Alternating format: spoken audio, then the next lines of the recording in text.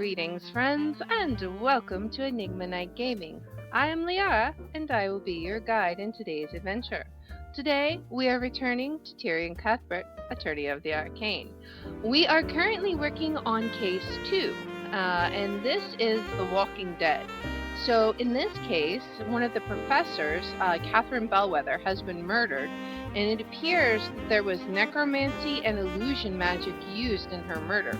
Well, the only known necromancer at the school was poor Wallace. Now, in our last episode, we basically proved necromantic magic did not kill her, but there's still the illusionary magic that we have to investigate and figure out what's going on with that.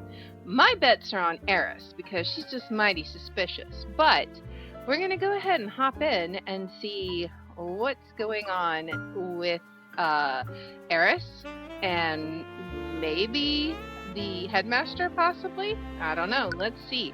So I have not actually been to the cemetery, but when we saved our data, that's the next place that it was going to take us to. So here we go. All right. Let's load it. All right. Tyrion, what are we doing here? I'm not sure. For some reason, you felt drawn to this place. Wait, is that Eris? Of course it is. Celeste points further into the cemetery. There, you see Eris standing in front of a gravestone. She's placing flowers on it and appears to be chanting a short prayer. Well, we found her. We should probably talk to her later. It would be rude to disturb her now. As you're about to leave, Eris suddenly turns to face you. Uh-oh. She's far away, but you can see her beckoning you over. Oh, hello there. Were you two looking for me? Sorry, we were looking for you. But we understand if you'd rather talk later. No, I was just finishing up here. Did you have something you wanted to talk to me about? Well, we wanted to ask you some questions about the case. Oh? Alright, can we... I kind of want to examine the scene, but let's talk to her first. The trial. That was my first time watching a court trial. You were truly remarkable. Thank you. Were you in the galley? I've always enjoyed watching physical battles in the theater, but I see now that battles of wits can be just as entertaining to watch. Entertaining? Yeah, I know what you mean. You see, the odds are stacked against him. But then he suddenly pulls out this crazy deduction and steers the trial in his favor. I never really thought of it like that. But I'm sure it's far more entertaining to be the one making the deductions. I'm not really sure what you mean. I practice law so that I can help those persecuted by the justice system. I don't really do it to entertain myself. But is that really true? Don't you find the experience even the least bit entertaining, Tyrion? Oh, that was really creepy. Did you see that? Like, her alter ego? I knew it. She's gonna be the evil one. She's gonna use her illusion magic to trick everyone. I wouldn't really put it that way. You're far too modest. You save people from the clutches of death. To your clients, you might as well be a knight in shining armor. Alright, illusion magic. Earlier, you said you were studying illusion magic. I am. Did you want to ask me about the prosecution's theory? Yes, actually. How did you know? It was easy to guess after seeing you in the courthouse. Anyways, disguising an undead with an illusion is definitely possible. And as Lady Steele once said, illusory disguise would be the best spell to use for that. What if someone created a freestanding illusion? A freestanding illusion? Yeah, we know that Wallace didn't animate and disguise the professor's corpse. So, what if the illusion wasn't disguising anything? Maybe someone created a freestanding illusion of Bellweather walking around. For something like that, one would probably use major illusion. Alright, so major illusion. Miliso, no gesture, duration is until the spout, and it requires concentration. Creates a three-dimensional illusion. The illusion can take the form of any object or creature that can be contained in a 10-foot cube. While concentrating, the caster can animate the image to a different location or range. The illusion is purely visible and can't be physically touched. Okay, can't be physically touched. That might come into play. All right, major illusion. What is it? I don't think major illusion is what we're looking for. Do you remember what Jan said? I was cleaning a mess in the hallways. Bellweather knocked over a vase, and there were shards and dirt everywhere. If the Bellweather that Jan saw was a major illusion, she couldn't have knocked over that vase. Illusions created by that spell don't have any mass. I see. How perceptive of you. Aren't there any other illusion spells that do have mass? No, illusions can only recreate visual and auditory sensations. But there isn't a single illusion spell that someone can touch. So that means someone disguised something to make it look like Bellweather. She's scared? Or suspicious? Why the look of suspicion, Celeste? Sorry, I wasn't... Calm down, I'm only joking. I don't blame you for considering every possibility. In fact, I'm flattered you think I'm capable of pulling off such an elaborate ruse. She's still... I don't know that she's buying it. I think she's still suspicious. Anyways, this does tell us one important thing. What's that? The Bellweather that Jan saw had a physical mass to it. It wasn't a freestanding illusion. It was someone or something disguised as Bellweather. Alright, so 30 minutes before the Ionis twins found the body, Bellweather walked past Jan in the West Wing hallway. He was in her path, so she shoved him out of her way. After that, she knocked over a vase and shattered it. Even though Jan didn't say anything to her, she yelled at him to be quiet. After this interaction, she walked into lecture hall 2B. The Bellweather witnessed by Jan Hughes must have been disguised with an illusion. In addition to that, whoever he saw that day was physically there. Okay, well that's true. I don't know that Eris was there, and I don't know, was anyone with her in the library? It's quite a shame, isn't it? Eris looks pensively at the gravestone. The name on the stone says Emily Grant, and her lifetime appears to be awfully short. She must have been only 12 years old when she died.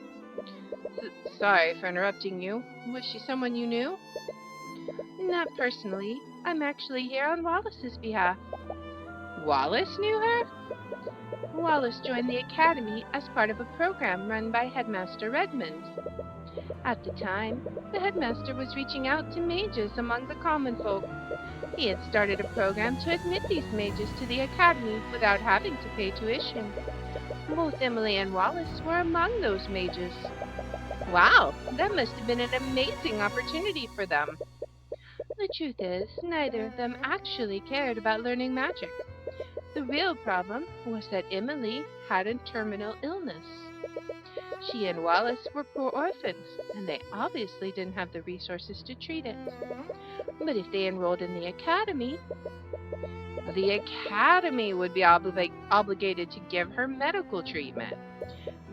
The Imperial Academy teaches the best mages in the kingdom. They thought that curing her illness would be an easy task for the Academy's healers. But they were mistaken, I'm afraid. I'm sure you know this by now, but healing spells can only treat wounds. They can't cure illnesses. Emily's condition only got worse over the years, and eventually, she succumbed to her illness. Wallace was furious. He didn't understand why the kingdom was outlawing magic that could save lives. And that's why he decided to learn it himself. Yes, the headmaster was inspired by Wallace's resolve. He gave him access to the Academy's forbidden tomes of necromancy, and Wallace taught himself the spells that he knows today. So that's why it was supposed to stay a secret between him and the headmaster. But I'm sure you know how that turned out. Got another glitch. Somebody is doing something with illusion. Something is mighty suspicious. Alright, let's check out this tombstone. It's a grave for an individual you don't know. It'd be best to leave it undisturbed. Alright. Lots of tombstones. I think that's like basically all of the other tombstones. Except for this one. It's the grave of Emily Grant. It's a shame that she died so young. You briefly say a prayer to Bahamut. I know in Final Fantasy that's like, what, the fire lizard god? Alright. I think that's everything. Let's detect magic. Arcanum! No magic? Alright. Alright, nothing here. Alright, can we present any information? Will she say anything about his, what would be the fun in that? Alright, so that's what her thing is. Alright, let's see. Supposedly, Bellweather told the headmaster she was planning to fire all the academy staff. What do you think about this, Eris? Really now? I can't tell you everything you need to know to get through this case. What would be the fun in that? Alright, so she knows nothing about that. Have we asked her about the academy lockdown system? Alright, she doesn't know anything about that. You could just say, I don't know, instead of going through all this. What about the foul classroom smell? Nope, she doesn't know anything about that.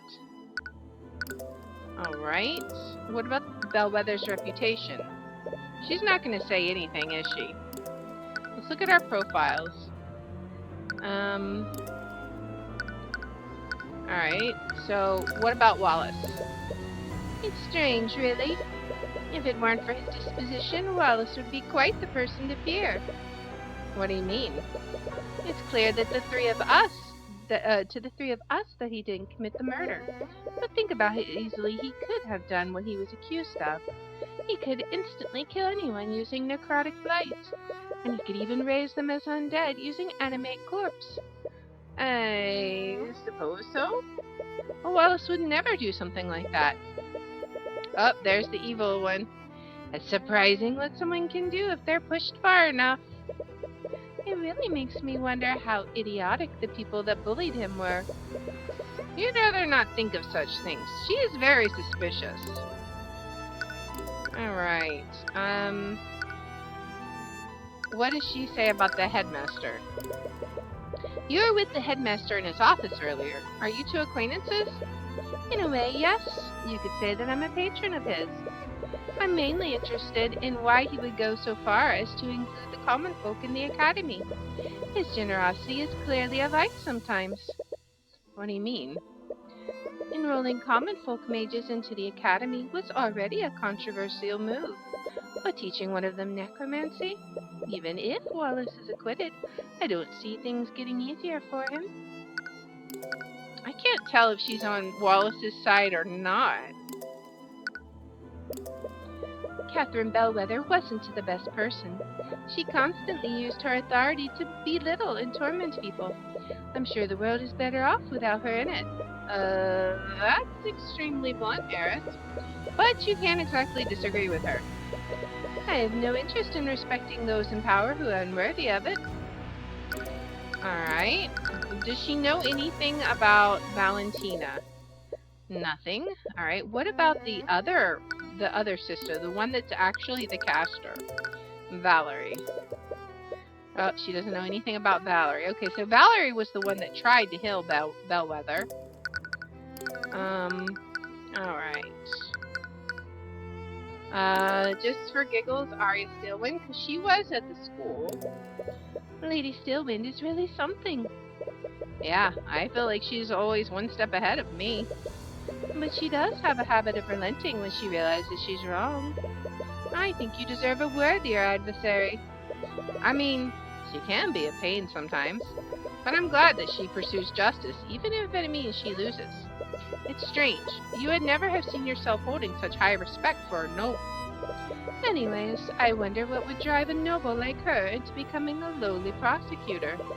I'd love to know the story behind that. I bet she would. Alright, um, well, it's just for giggles. What do you think of us? I wasn't quite sure what to make of you at first, but you are truly remarkable. Thanks, I think. I quite enjoyed watching you battle Lady Steelwind. I only hope the climax lives up to my expectations. Alright, well, do you have anything to say about Celeste? That's a fancy-looking sword, Celeste. Is it from the Eastern Kingdoms? Yes, actually. How did you know? I've encountered a few weapons from there before. They have a unique style that's easy to recognize. Alright. Anything to say about the arcane constructs? Nothing? Alright, and let's see, what else? Autopsy? Nothing? Alright. And then last thing I want to ask her about the map. Alright, so I think that might be all that we can get from her. So, let's see. I don't know where to go. Let's go to the foyer and see what we got. Alright. There's still a lot we don't know. Yeah. We know that Wallace didn't kill her, but did the true killer really murder her there?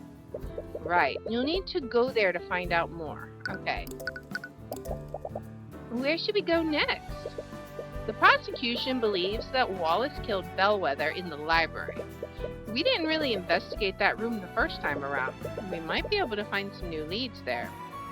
Alright, so let's go ahead and go to the library then. Oh, it's you, Mr. Cuthbert. Steelwind, what are you doing here?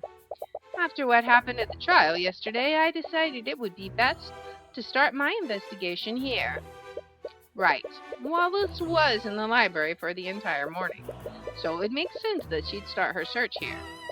Actually, since I have you here, have you seen Eris Ilmater anywhere?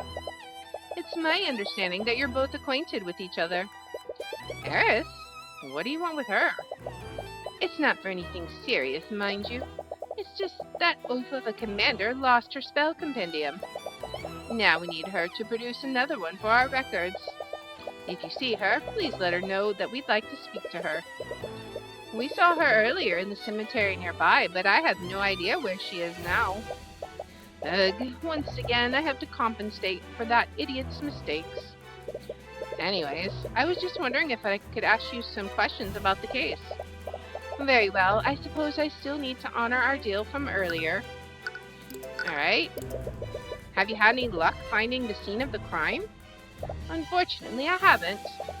From the witnesses' testimonies, we have a rough idea of the route Bellweather took, but none of the rooms we've checked have any sign of a struggle. Why are you so sure that a struggle happened? I'm mainly basing that off the Ayana sisters' testimonies. Valerie, in particular, noticed the bleeding came from a wound in her stomach. Regrettably, the body's wounds were mended, so we can't determine what kind of weapon the murderer used.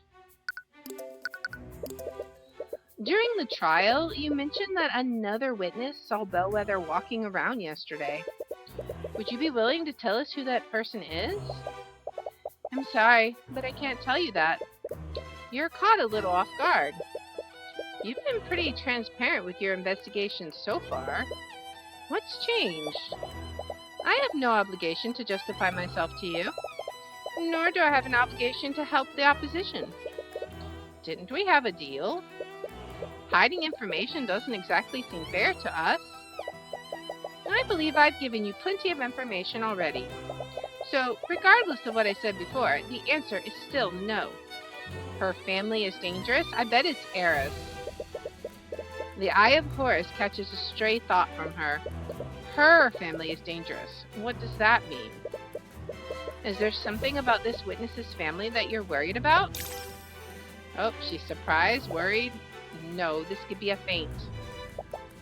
I'm sorry, but you'll have to try harder than that if you want to bluff me. She referred to the witness as her. Furthermore, she said that her family is dangerous. Why would she go to such lengths to hide the witness's identity? In any case, it looks like she's not willing to share more at the moment. Maybe you should try looking somewhere else. Alright, so that's it for that. Let's examine. The library is full of books for educational purposes. It's too bad they don't have any fictional books. Were you looking for a novel to read? Yeah, I was hoping they'd have some mystery novels I could read. You like mystery novels? Of course. Why do you think I like this job so much? I've never really been a fan of the mystery genre. What? But your whole career is about solving mysteries. Exactly. It's exhausting. When I read a novel, I just want to read about simple fantasy stories and classic heroes. I guess that makes sense. What about you, Stillwind? I don't really have time for such things. Alright, so that's all the books, right? What is this? It's a holy text from the Church of Bahamut. I read some of these with Eris earlier. I've been meaning to ask, do you guys worship dragons in Wyverngard? I've never really been the religious type, but I've seen some devout worshippers in the capital. It's the most prominent religion here. The scaled Lord Rathalion is said to be the source of all arcane magic. It's no wonder that he's such a large part of our culture.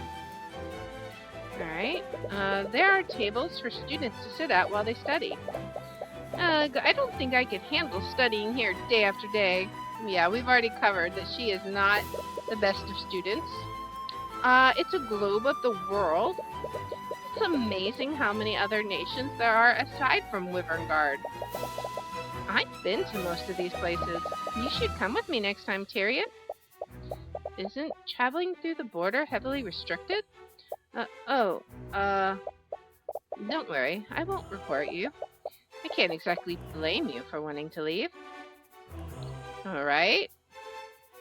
When you accidentally confess of a crime in front of a prosecutor? Due to constant misuse of the Arcane Construct's voice system, voice lines can now only be set by Headmaster Redmond. Is that why I can't make the constructs say things? The constructs speak using Professor Bellweather's voice.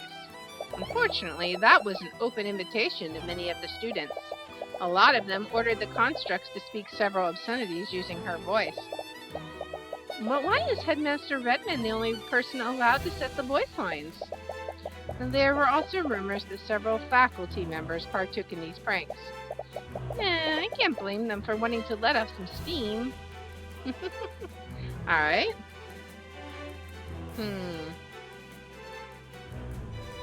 Well, everything seems in order to the eye. I don't see any other items. Let's detect magic. Arcanum! There is absolutely no magic here. We are not having any luck with the magic. Alright. Nothing else to say. Anything to present? Let's see. What does she think of Eris? Oh, she's not going to say anything. Okay. I don't know that we have anything else to ask her right now. The locker room? Okay, let's go check the locker room. You spend some time wandering through the academy when you overhear a conversation from a nearby room. From what I understand, Miss Steelwind has already moved the investigation elsewhere. How long must I wait before I can retrieve my things? Sorry, old-timer. Orders are orders. Nothing comes in or out till this case is over and done with. Commander White? And the headmaster too?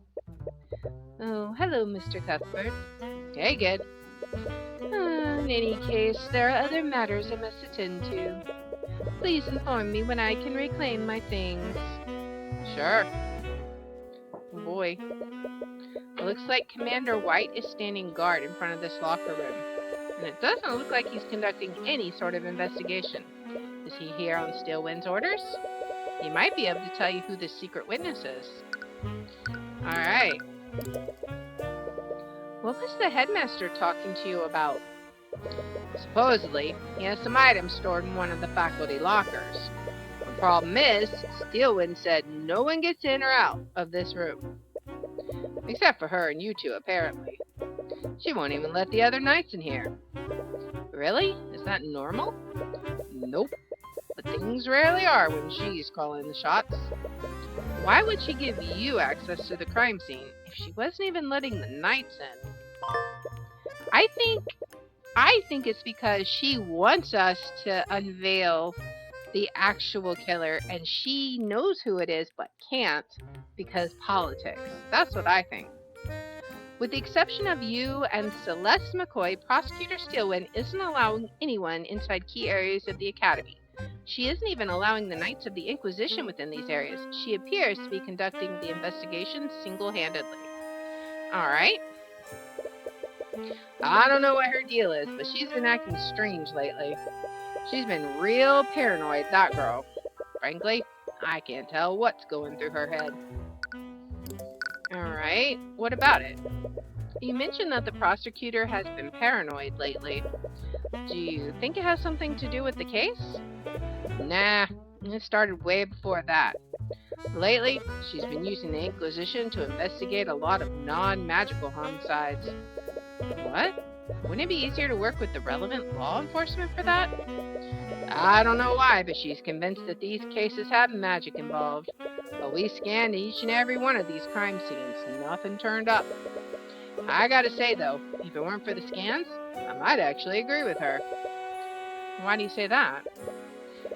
Those homicides? I haven't ever seen anything like them. They're probably some of the most screwed up cases I've ever handled. For one of those cases, we had ourselves a disgruntled spouse. She found out that her man was going around with a barkeep. And you know what the spouse does? She stalks the poor woman. She starts leaving threatening notes all around where she worked. The barkeep told the city watch all about what was happening. But no matter how much they staked out the tavern, they could never catch the perp. Then one day, the barkeep arrived home. But little did she know the spouse was waiting there for her. The poor lady never had a chance. Then, to tie the whole thing together, the spouse waits for her husband to get home. She cooks him a big roast, using the barkeep's remains. Gross. Alright. Wow, that story is pretty... I know. Stillman thinks someone developed a new type of magic that can control people's minds.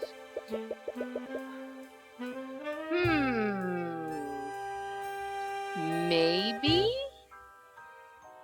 And these homicides were some kind of sick test run.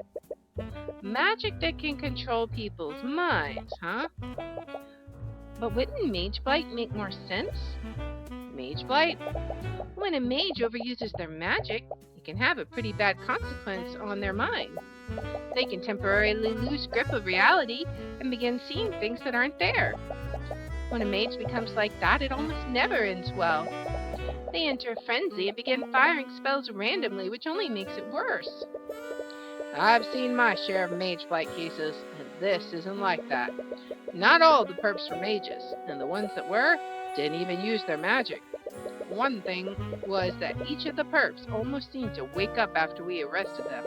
All of them said things like, "It wasn't me," or "I didn't have a choice." They didn't have a choice. What could that mean? I doubt it means anything. Sometimes people can't face the things they've done. It's easier to say you had no control than to take responsibility. So, or I wonder if it could be a form of illusion magic. Are we looking back at Eris again using mind control on people? You wonder if you can mislead the commander into revealing who the secret witness is. During the trial, Miss Steelwind mentioned that someone other than Jan Hughes saw Bellweather walking around. Have you seen them around lately? We wanted to speak with them. Nice try, kid. It was worth a shot. Honestly, I couldn't tell you if I wanted to. I don't think anyone other than Steelwind knows who the witness is. I sure don't. What? She's even hiding it from the Inquisition commander? Why is she being so secretive? It looks like the commander doesn't know who the secret witness is either. Ugh, this isn't getting us anywhere. Steelwind's behavior is strange, though. Perhaps you could try analyzing her behavior. If you do that, you might be able to find a way to convince her to help you.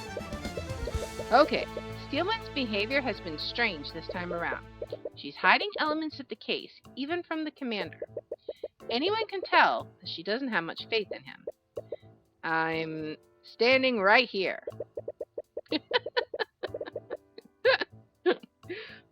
This is the first time I've seen her hide key details of a case from him. What is motivating Steelwind to keep secrets? There has to be a reason why she's being so secretive. Is it the paranoia? So we have arrogance, paranoia, logic. It's gotta be paranoia. Her actions must be driven by paranoia. She's been hoarding information about the case. There's only one reason why she wouldn't utilize the Inquisition like she usually does. It's because she doesn't trust them. I hate to say it, but that doesn't really surprise me. She's always been standoffish with us. But there is one exception. Who has she trusted for this case? Well, us, right? There are individuals who she's trusted more than the Inquisition during this case. That was Tyrion and Celeste. She let us investigate the crime scenes without any restrictions. Yeah, I never really thought about that. Does she trust us that much? I don't think personal trust is the reason. Why does Steelwind trust us this time? We don't usually interact with her, and she's worked with the Inquisition on plenty of cases that we weren't even involved in. Why does she trust us this time? Maybe because she knows there's no way we could have been corrupted? Tyrion isn't capable of using magic? That's what my guess is. Alright. No, there's a key difference between us and the Inquisition. Okay. We don't answer to anyone, and we aren't subject to corruption. So why would that make Steelwind trust us? This isn't a member of the nobility? Alright. No. Key difference between us and the Inquisition. What is it? Alright. So what do we got? Steelwind, Headmaster, Tyrion, isn't. An employee of...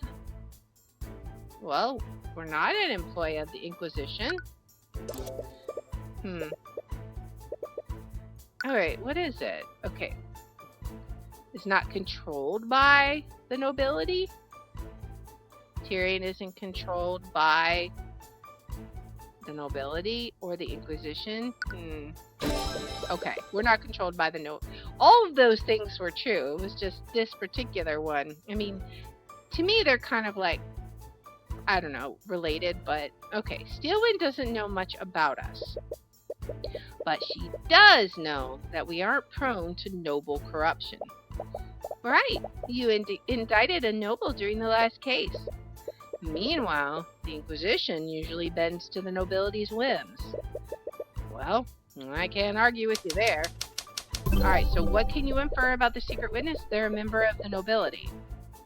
Using my insight, I could tell that she's worried about the witness's family.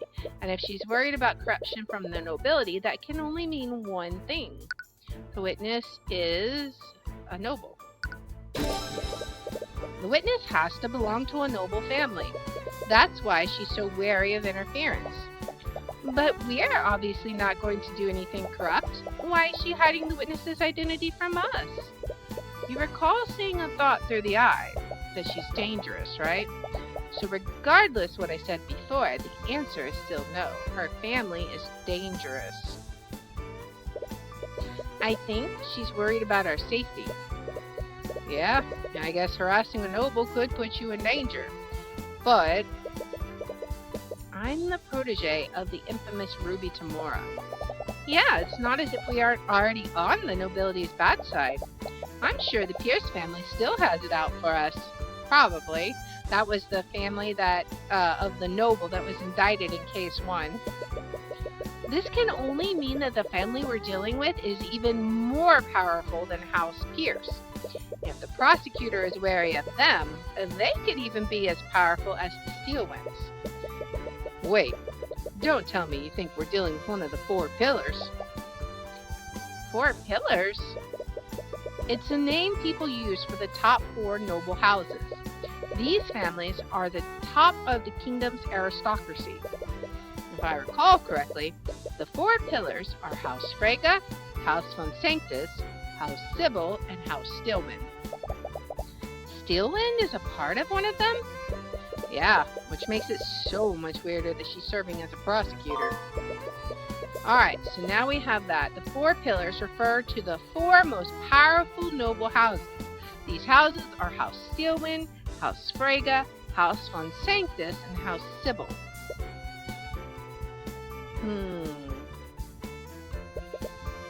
What is it?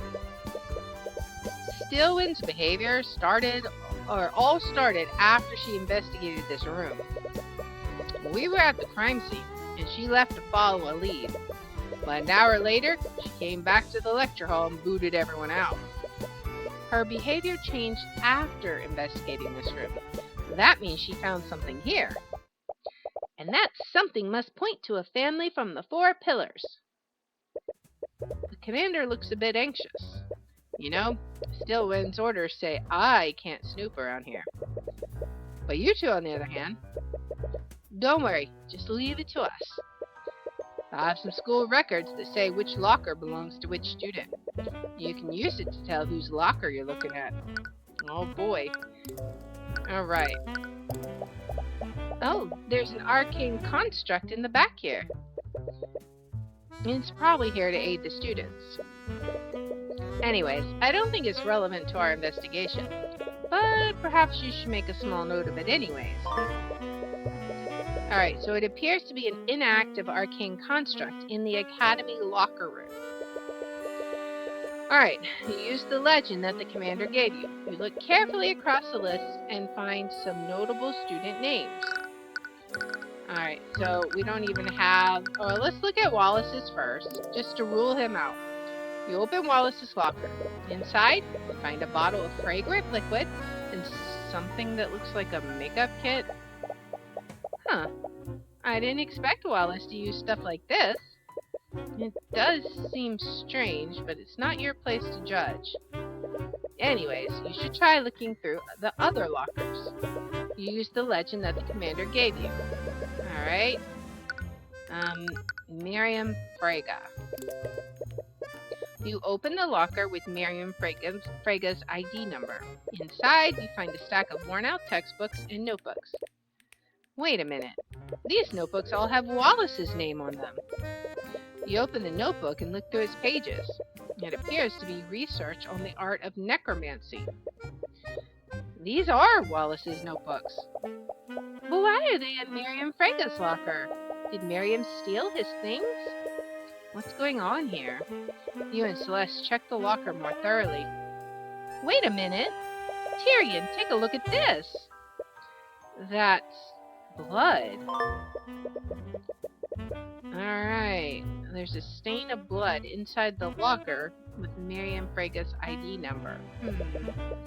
You used the legend that the commander gave you. Alright, let's see. Jaden von Sanctus. You open Jaden von Sanctus's locker. I wonder if the girl whose locker we just looked at, if she was the impatient noble from last episode. She was complaining about, like, not being able to access things or leave or something. She was such a minor character, I didn't even pay attention. But I wonder, Inside, you find several bottles of some kind of transparent lotion. There's nothing but lotion in here. Oh, I wonder why a student would need this much lotion. You take one of the bottles to inspect it more closely. Wait, Tyrion, don't touch those with your hands. It's some kind of sanitizing liquid. It's a little strange, but it doesn't seem to be related to the case. You use the legend. Alright, we got one more to look at. Warren Sybil. You open Warren Sybil's locker. Inside, you find some textbooks and a neatly stacked deck of tarot cards. Oh, it's like those cards that fortune tellers use.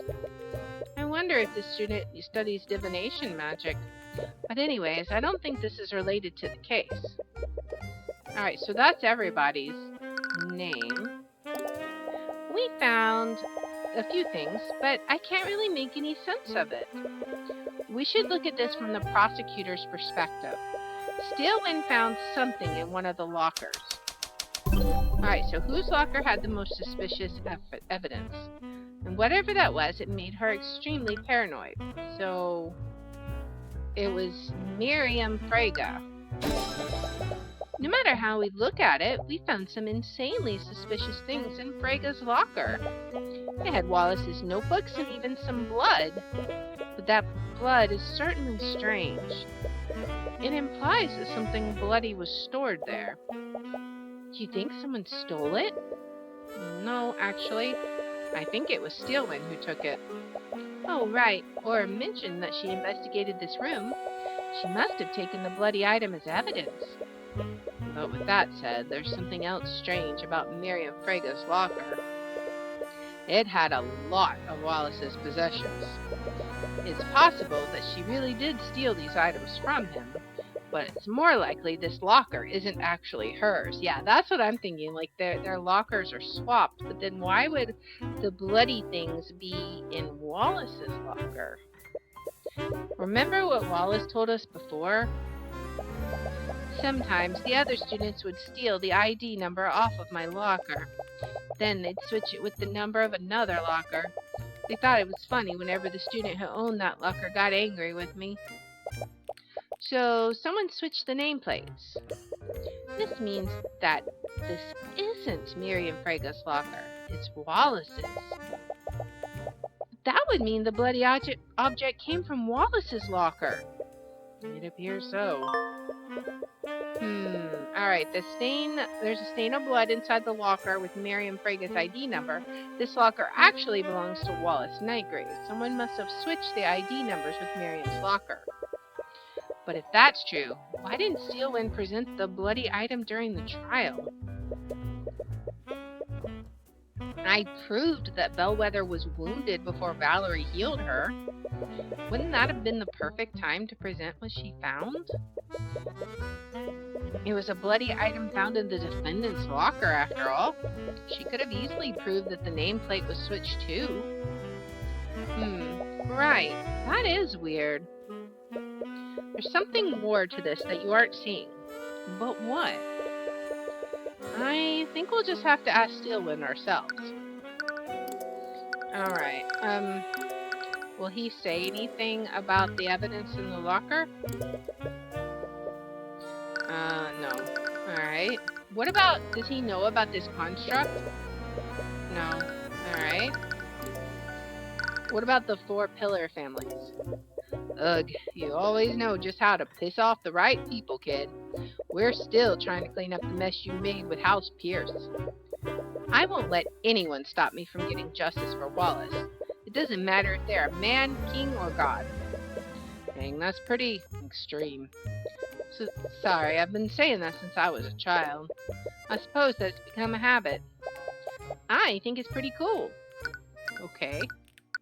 What other evidence do we have? Steelwind's orders. Man, Steelwind's really wound up today. I don't know what her deal is. Is she not normally like this? Not usually. Or at least, not this much. Alright.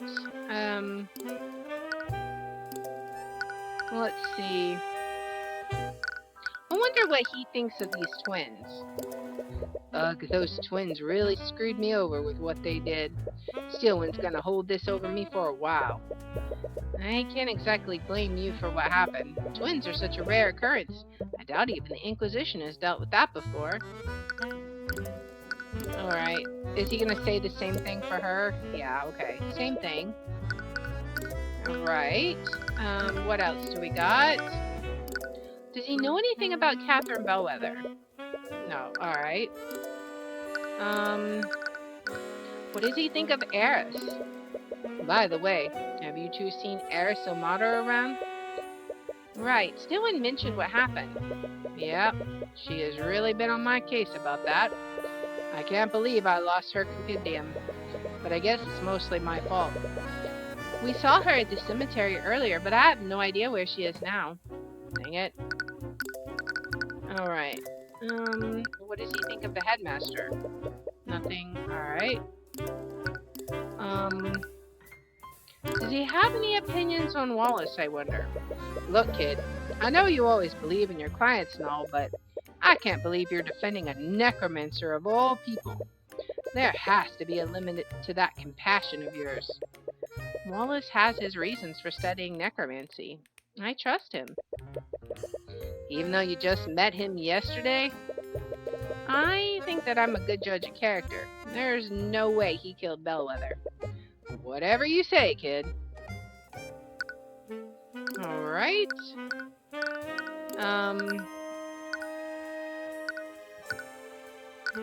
I think that's good for now. Can we use... Oh, we can't actually... Okay, so we can't actually look in here. So let's go back to the library and talk to Steelwind. Hopefully she's still there. Oh, you're back. We've uncovered a few things during our investigation. Miss Steelwind, are you acquainted with a student named Miriam Braga? I underestimated him. She's afraid? I said it before, Mr. Cuthbert. I won't fall for such an obvious bluff. It's not a bluff, Miss Steelwind, and I'll prove it using the evidence we've gathered. Alright, so we have her psychological profile. I guess we're doing an argument. Steelwind is paranoid, and for whatever reason, it's due to the involvement of Miriam Braga. If you could convince her to reveal why she's being so secretive, she might give you more information. Alright, let's go. Here we go. You've been behaving strangely, Steelwind. Even the Knights of the Inquisition have noticed. Please just tell me, why are you being so paranoid? I'm not sure what you're trying to imply, Mr. Cuthbert. Nothing about my behavior has changed. I've approached this case objectively, just like I have with every other case. Let's see. How about her orders, maybe? Alright. I think her orders, that's different. You've ordered the Knights to stay away from the crime scene, and you've even taken it upon yourself to conduct the investigation yourself. That is not normal behavior for a prosecutor. I took those actions because the Inquisition is incompetent. How could I possibly trust them with anything? The Knights are incompetent, but even you can see the value of delegation. During Celeste's case, you still delegated tasks to the Inquisition, and you could have easily investigated the McCoy Tavern yourself. This academy is huge. You wouldn't conduct your investigation this way unless you had a good reason. Then why don't you enlighten me? Why would I act in such a way? What would cause me to behave so strangely? Let's see. It's one of the... Is it going to be the stain in the locker room? Is that the right evidence right now? Maybe it... I'm not sure. I feel like it's one of these two. Like, she's nervous because of the 4 pillar families. Alright, but let me just try the evidence in the locker. Alright, this is the reason you've been acting so strangely, Steelwind. What kind of weak-willed person do you think I am? Alright, something like that would hardly cause me to change my behavior. Okay, so that was incorrect. What would cause her to change her behavior? Is it the 4 pillar families? Let me just look over here and make sure. I think it's gotta be, right? The 4 pillar families? There we go, okay. You know that the Inquisition is corrupt and will bend to the nobility. So what would happen if a powerful noble were publicly involved in this case?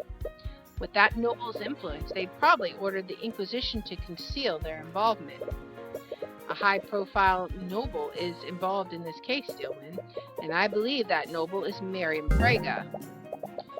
Again with this, do you think you can bluff me by throwing out the names of random nobles? Not every noble is a malevolent criminal like Garrick Pierce. I've said it before and I'll say it again. My investigation doesn't involve the Fregas. Nothing about this case has anything to do with House Frega. This is going to be this. Alright, the stain of blood. Well, then how do you explain this, Steelwind? The commander told us that you were following the lead in the locker room yesterday. We investigated the lockers of students from the 4 pillar families, and we found stains of blood in a locker with Miriam Frega's ID number, and it was presumably left by a bloody object. The bloody object was taken by someone, and we heard that you became extremely paranoid after you found something in the locker room. If I had to guess, I'd say that you took the bloody object as evidence. And what evidence do you have to support these outrageous claims? What? The only thing you have is the evidence of a bloodstain. There's a myriad of explanations for that. Everything else you mentioned is pure speculation. You can't prove that piece of evidence exists. I could have found any number of things in that room, or possibly nothing at all. Alright, you can't prove that piece of evidence exists. You're hiding evidence, Miss Dillon. Do you not see how wrong that is? Let's not be coy, Miss Dillon. Anyone can tell that bloodstain is the most notable thing in that room. If you don't present what you found to the court, I'll have no choice but to pull the owner of that locker onto the stand. But she's worried about us, right? So Steelwind is extremely logical and won't accept arguments that aren't supported by evidence. However, she has become secretive lately and her actions seem to stem from paranoia. She's uneasy about case elements that relate to Miriam Frega, and she's very inclined to hide Frega's involvement from the court at all costs. So I think threaten would work, right? You found an object in the locker with Miriam Frega's nameplate on it. If you don't present what you found to the court, I'll have no choice but to pull the owner of that locker onto the stand.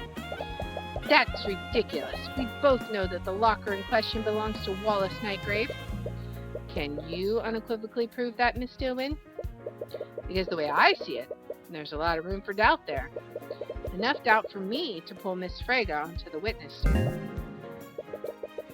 But if I had more context, maybe I wouldn't have to resort to that. Alright, I don't think she was happy about that, but we did it. Well played, Mr. Cuthbert. I suppose I don't have a choice, do I? Alright, so you've successfully persuaded Arya Stillwind. Alright, so the truth now. Just so we're clear, I wasn't acting to protect the nobility. But I'll admit that Miriam Frega was the other witness that saw Bellweather that day. I see. I had some suspicions, but there's also another matter. Stillman looks uneasy. When I was investigating the body, I found this.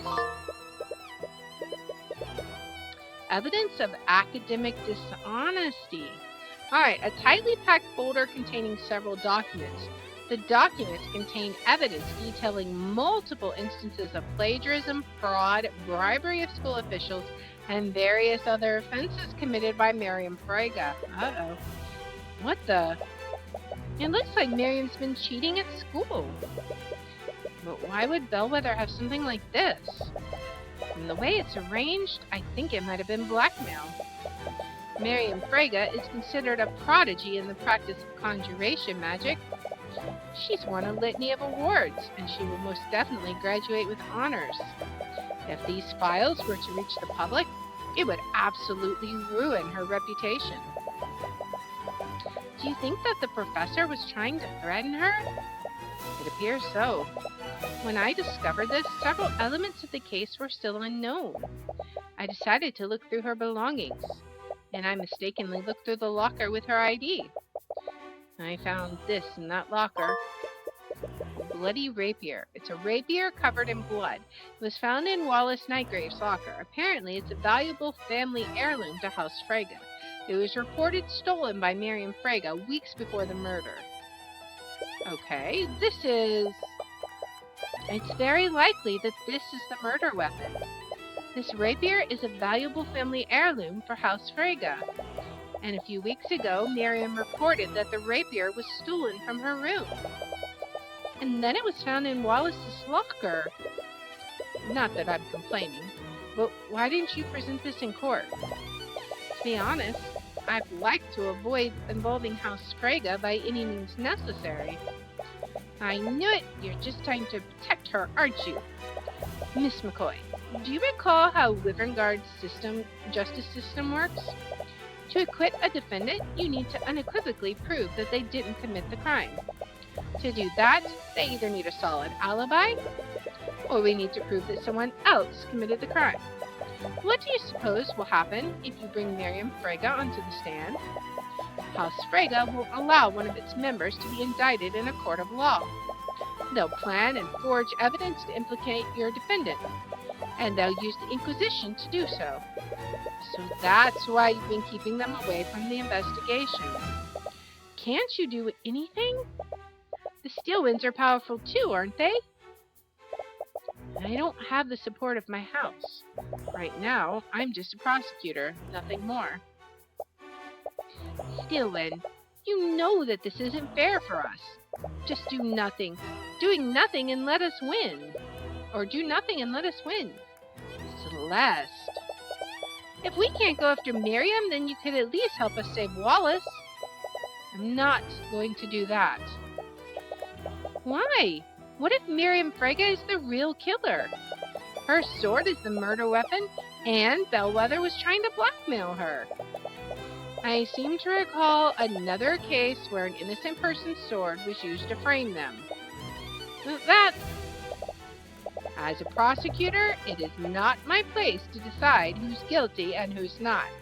So you could be right. It just could be suspicious evidence. Like, we don't have any hard facts that point to Miriam. I won't engage in corruption, even if it's to counter corruption from another noble house. I'm sorry. Do you know where Miriam is right now? Didn't you hear what I just said? You can't let her think there's even the slightest possibility you'll indict her. She'll bring the entire wrath of House Frege down on you. Regardless, I can't do anything for Wallace unless I know everything that happened. Frege has the last piece I need to put everything together. Well, I suppose I don't have much of a choice, do I? Her dormitory is room 107. I imagine she'll be there considering classes are suspended. Thank you, Steelwind. If I don't tell you, I'm sure you'll probably find out just using some other means. But please, Mr. Cuthbert, be careful. Alright. Is there anything else? Evidence of academic dishonesty. Alright. There's not... Oh, wait. Was there something new to investigate? No, I don't think so. I must just not have refreshed. Alright. So let's go ahead and move to dorm room 107. And see what is up with this. Wow, her room is super dark. You follow Miss Steelwind's directions and find Miriam Frege's dorm room. The door leading inside seems a lot more ornately decorated than the other dorms. You go to knock on the door, but you don't realize that it's only partially closed. As your fist comes into contact with the wood, you accidentally push the door wide open. Excuse me! How dare you barge into my room? These insects have no respect. Sorry, I meant to knock, but... Construct, remove these hoodlums from my room! Acknowledged.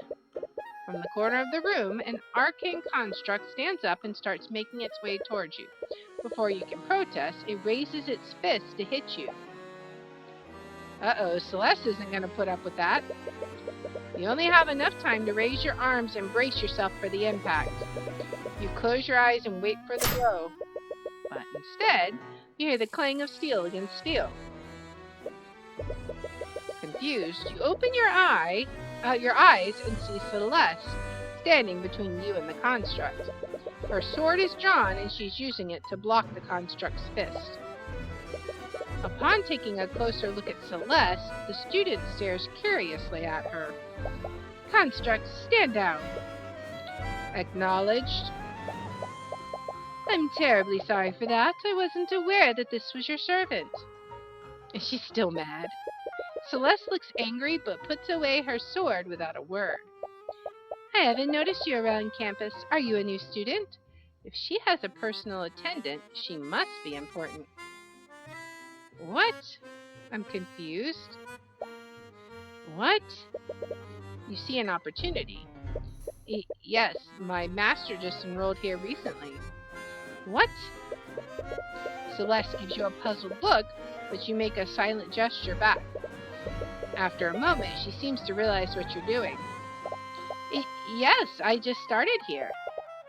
I take it you're Miriam Frege? Yes, I'm honored that you recognize me. All right. There we go.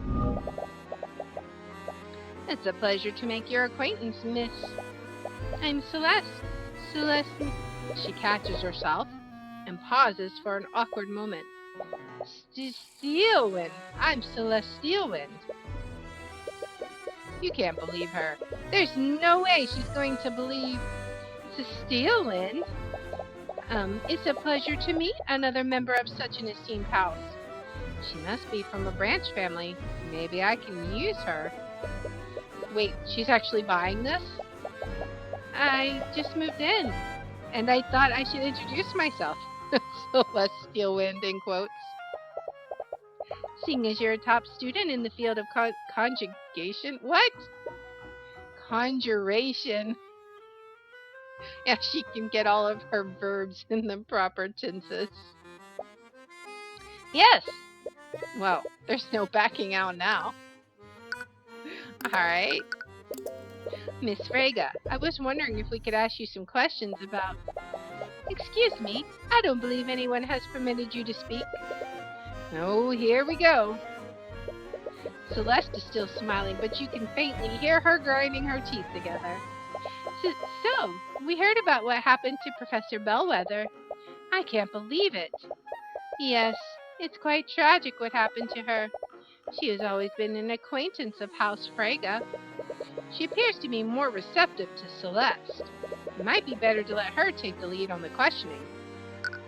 Alright. We heard that you saw her on the day of the murder. Could you tell us more about what happened? Oh, you heard about that from your relative, did you? If you don't mind me asking, why are you so interested? She's not like Arya, is she? You know, I'm just curious is all. You know how uneventful life can be sometimes. Being a noble and all. Alright, tone it down. Oh, is that all? I was worried you were going down the same path as that poor, confused Arya. What does she mean by that? But I'm in the middle of a study break anyways. I suppose I have time to state your curiosity. Construct, please prepare us some tea. Use that lotus tea we imported from the Eastern Kingdoms. She could be useful if I can win her favor. Acknowledged. Lotus tea? You have lotus juice? You feel like you're slowly losing control of this situation. Alright. I heard that you saw the professor on the day of the murder. Where did this happen? I was in the hallway when I saw her coming out of the headmaster's office. She was heading towards the library. Do you remember what time this happened? Not really sure, honestly. It's a little embarrassing, but I have a bad habit of getting too absorbed in my work. Sometimes I'll let entire hours pass by without noticing. Do you have a rough idea, at least? I think it was in the morning. She thinks it was in the morning. But anyways, did anything seem off about her? No, it was a short encounter. Uh-oh. I merely greeted her and she responded in kind. Or at least that's what should have happened. That thought just now, what does that mean? Is that when she, presented the blackmail papers to you? You slowly glance at Celeste and catch her attention. In small motions, you shake your head to indicate that Miriam is holding something back. Were you and the professor really on good terms? I heard she was pretty mean towards the other students. Towards the riffraff, maybe, but not to students like us. She was a great ally to House Frigga. Or at least she used to be. That's why we were planning on appointing her as the new headmaster.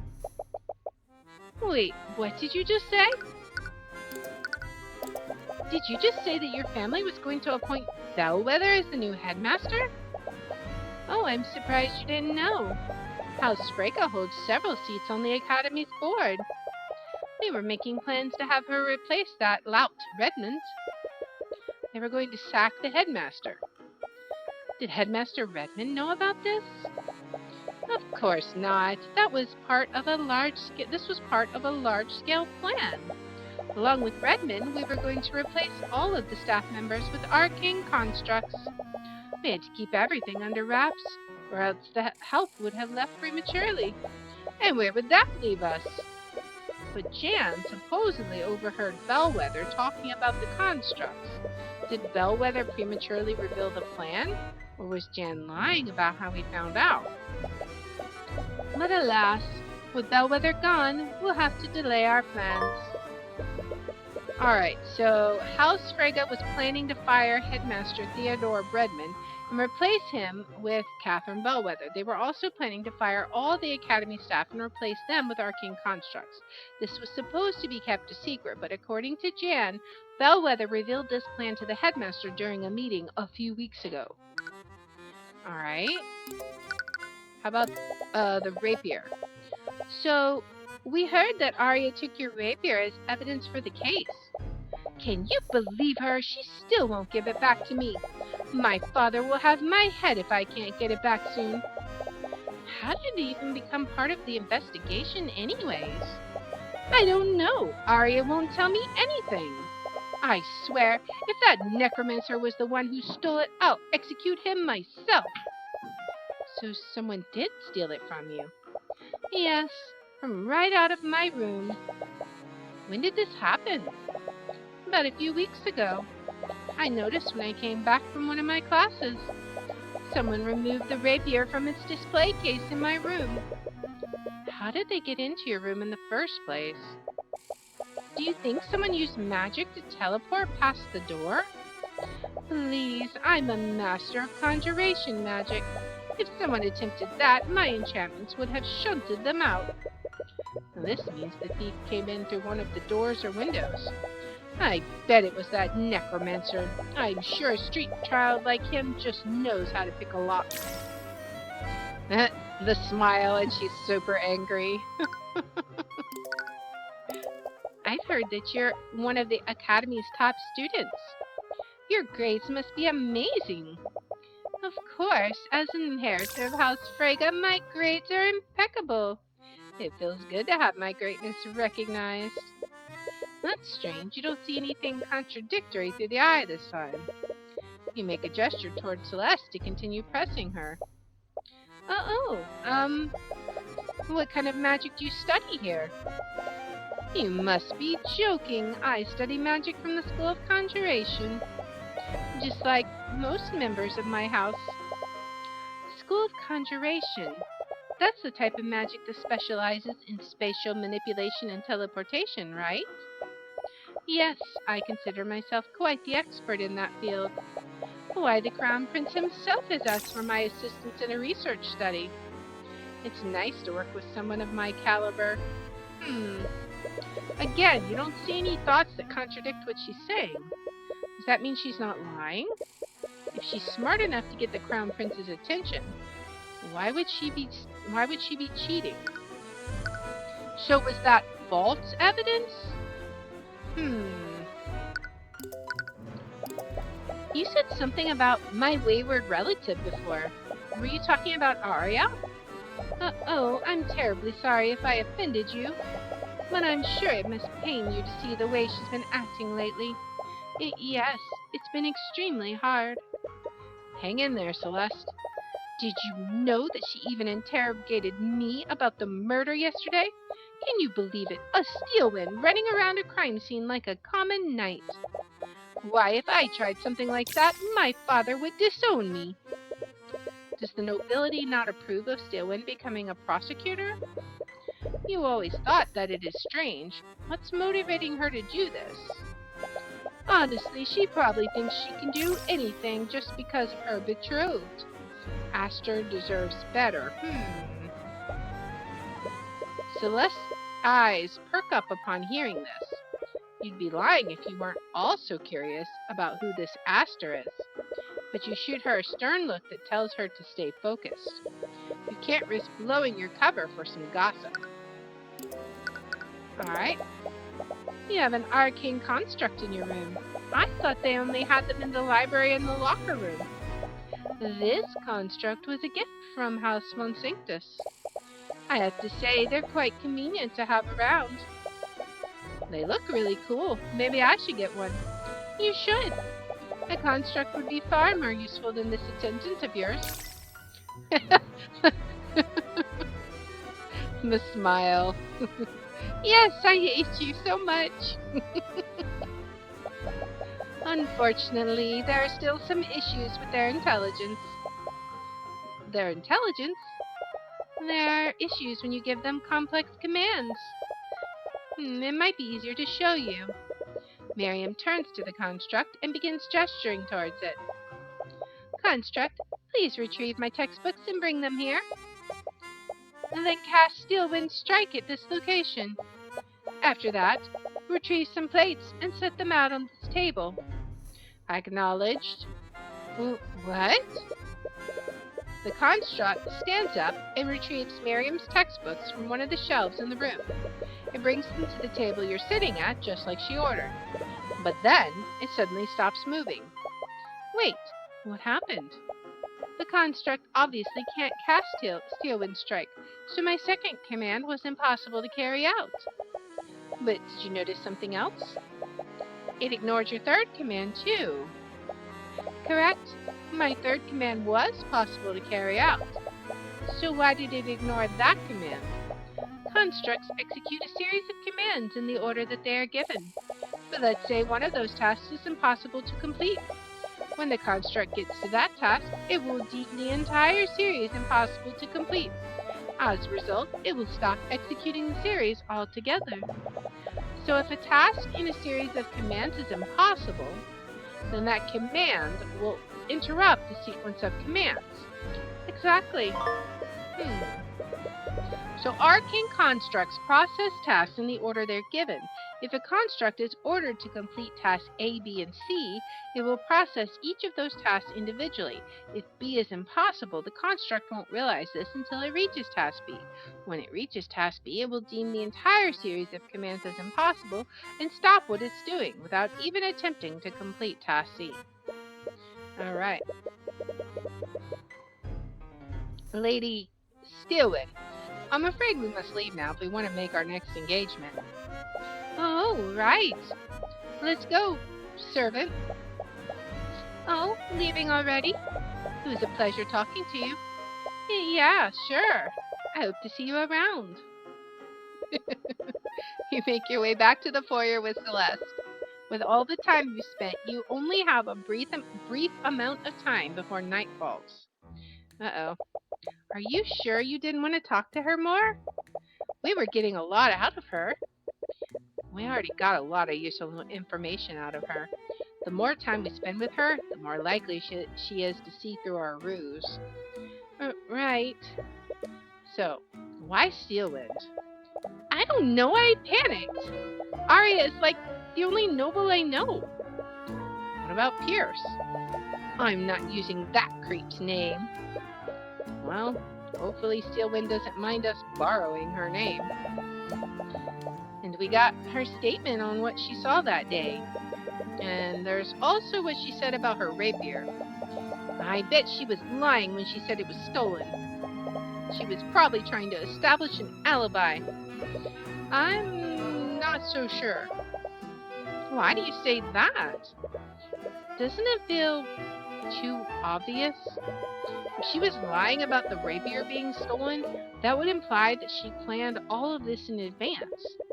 But if she had to choose a murder weapon, why would she choose something that literally has her name on it? I'd understand if the murder was a spur of the moment decision. She might have just used something nearby in this case.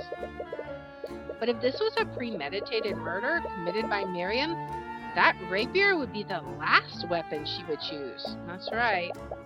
Right? I guess that makes sense. There's also the evidence of academic dishonesty. It doesn't match up with what we heard from Miriam. You mean all of that stuff about working with the crown prince? She was probably just making things up to look good in front of me. I have an insight when it comes to things like this. Under normal circumstances, I can usually tell when someone is lying. And a lie as grandiose as that would be something I would definitely see through. People can subconsciously shield themselves from the eye of Horus, even if they don't know about it. But when they do that, you usually can't see any thoughts from them. You also saw that she was lying about her encounter with Bellweather. You would have seen dissonant thoughts if she was lying about her grades. Well, I guess I'll trust your insight. But what does this mean? I don't know. Even with everything we found out, I'm still not sure who the real culprit is. At the very least, I think we should still try to pull Miriam onto the stand. If she testifies in court, I might be able to find something I can use. That's a big maybe. If you don't play your cards right, you might spook the Fregas enough for them to pay off the judge. Either way, it's getting late. We'll probably have to turn in soon. Yeah, you just hope you did enough to acquit Wallace. All right, we're gonna save that, and that will be that will be where we will stop it today. Um, I think, yeah. So I'm pretty sure that when we go back in, it's going to take us directly into the courtroom. But that's where we will stop our episode for today. Next time, we will get back into the courtroom. Maybe we'll be pulling Miriam onto the stage and pressing her for some information because it's very suspicious. Like there's this evidence that she was cheating, but I'm starting to think it was fabricated. But who would have killed her for it? I don't think that Miriam had any idea this evidence existed because, in her mind, she's doing well, she's not cheating, and there was no contradictory evidence in her thoughts. Why was her sword in Wallace's locker? Well, perhaps this has to do with the disabled construct that was in there. Maybe he was given a series of commands and one of them was impossible, so he just shut down. Maybe. Um, is Eris still behind that? That's where my money's at. Why? I don't know exactly, but she is very, very, very suspicious. I don't trust her in the slightest. I think Celeste is right in not trusting her. And I think the next episode is going to be very interesting as we continue the courtroom drama to try and free Wallace. So if you like this content, please make sure to like, subscribe, follow, all that good stuff. If you want to join live on Twitch, it's twitch.tv/Liara27. And I post my game that I'm playing each day on twitter.com/Liara27. Also, my schedule for Twitch is in the About section, so make sure to check it out. And I hope I will see you in the next one. Until then, guys, bye.